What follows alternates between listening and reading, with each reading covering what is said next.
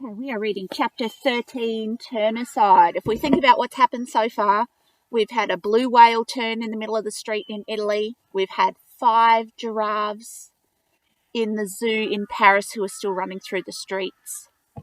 So we know that Gonzales has made something that forces turners to turn during the day and expose themselves. I wonder what's going to happen next. Turn your butt around. No one wants to look at Abby lifted Miss Laughlin's 4-fingered hand. It hung limply like it was made of rubber. "I can feel a pulse," she said. Up close and unconscious, Miss Laughlin suddenly resembled Leo's old art teacher more than ever, even without the benefit of the fake human skin she had worn while she had hid out in the open at Crichton Bluff High. For a moment, Leo remembered how he had actually enjoyed her art classes and the quirky monologues she often gave.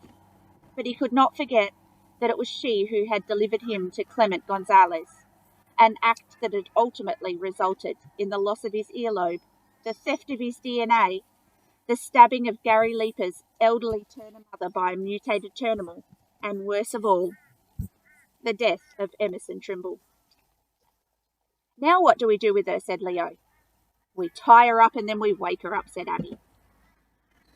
"No need," croaked Miss Laughlin quietly. "Your claw has rendered me no threat. I am in rather more pain than may be apparent on my face."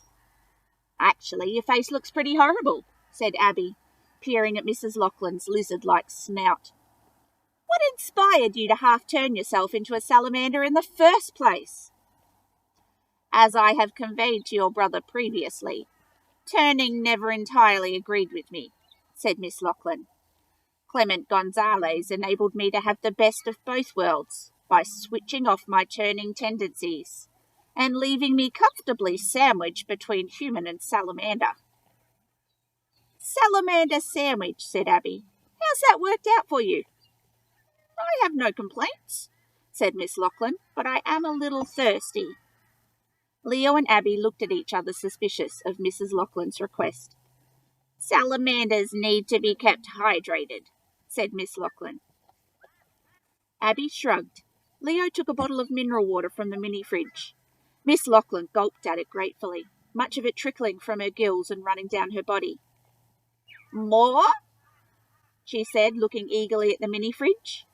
Abby reluctantly handed a can of lemonade and a bottle of root beer to Leo. "You'd better pay for these," she said. "Minibar prices are outrageous." Miss Laughlin guzzled them both down. "Listen, both of you," she said. "Listening," said Abby, growing impatient. "The Operation Gonzales was cooking up in the caves at Camp Stillbone. The Glorb, the Turnimals, and so on, was merely an entree to the rather more ghastly main course." "I'm not really getting all these food analogies," said Leo. "Sorry," croaked Miss Laughlin. "I'm a little hungry. You don't have any moths or flies handy, do you?" She blinked at them both hopefully.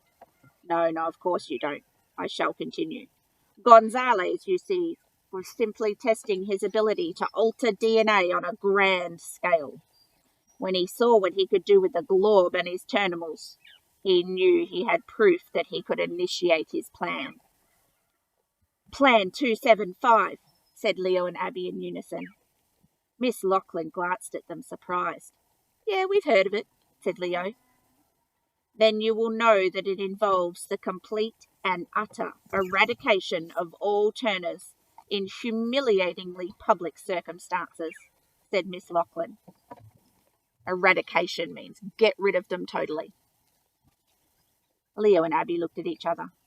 "We're a little sketchy on some of the details," said Abby. "Go on."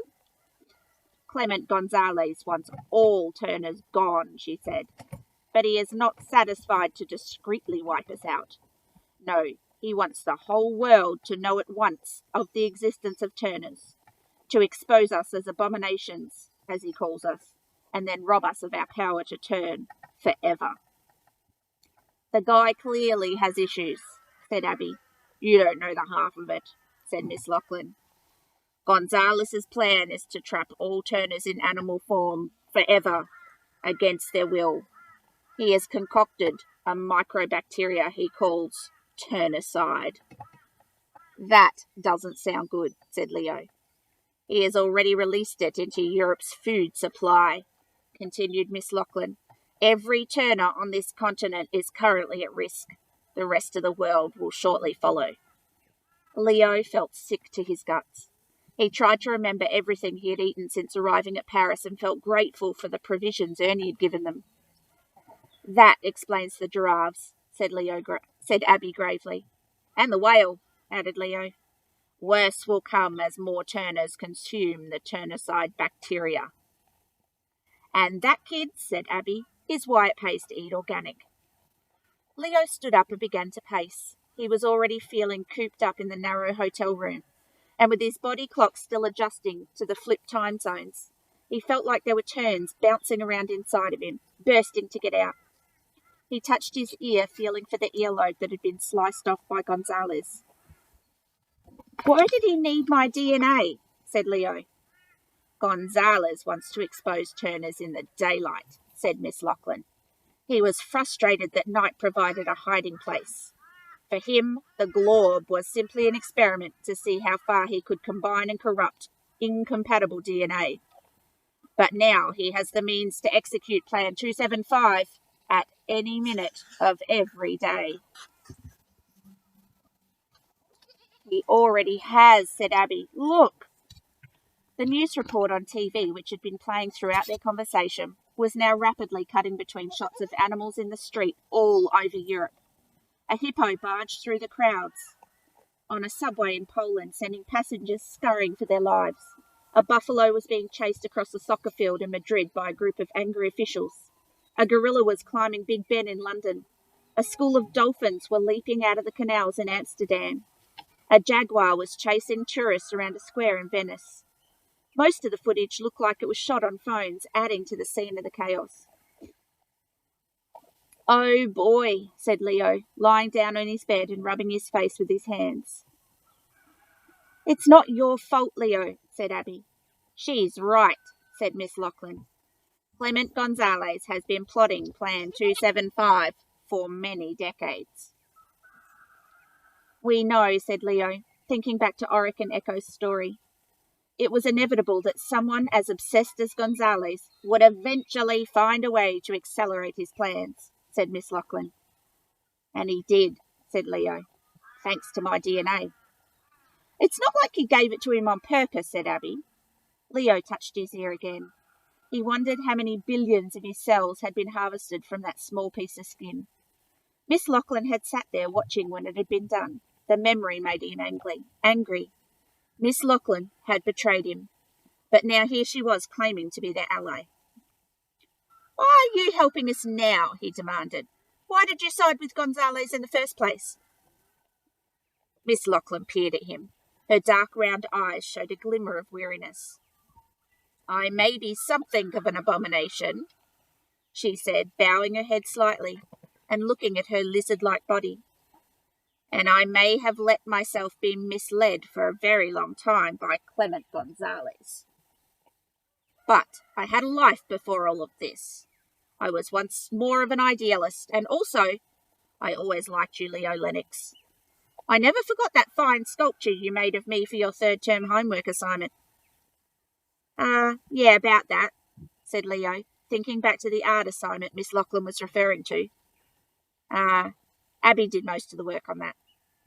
That was her, said Abby. I am so never helping you with your homework again. So what do we do to stop Gonzalez, said Leo, standing up and looking fiercely at Miss Lachlan. Well, there is an antidote to Turnicide, said Miss Lachlan, though Leo couldn't help noticing that her voice had become distant and aloof. If you were able to retrieve it and release it somehow, you could, in theory, reverse Plan 275. Simple, said Abby, snapping her fingers. We get the antidote and we shut down this whole stupid thing. Miss Lachlan took a swig of root beer and began to laugh quietly at herself.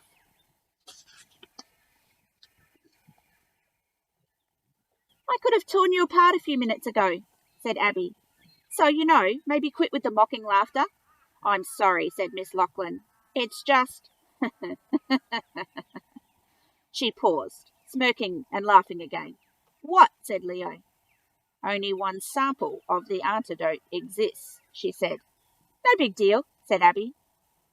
It's concealed in a tiny, airtight vial, barely bigger than a peanut, added Miss Lachlan. Why would he even make an antidote? Said Leo.